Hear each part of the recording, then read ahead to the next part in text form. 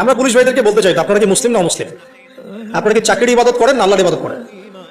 আমরা আর্মি অফিসারদেরকে বলতে চাই, আপনারা কি চাকরির ইবাদত করেন না আল্লাহর ইবাদত করেন? র্যাবের লোকজন যারা আছে, ডিজিএফআই, র্যাব, এনএসআই, আপনারা কি আসলে চাকরিকে ইবাদত করেন, চাকরির ইবাদত করেন না আল্লাহর ইবাদত করেন? যদি আল্লাহর ইবাদত করেন তাহলে সাতেমে রাসূলের পক্ষে তো আপনার দাঁড়ানোর কোনো প্রশ্নই ওঠে না, আপনি ওখানে ডিউটি দেওয়ার তো প্রশ্নই ওঠে না।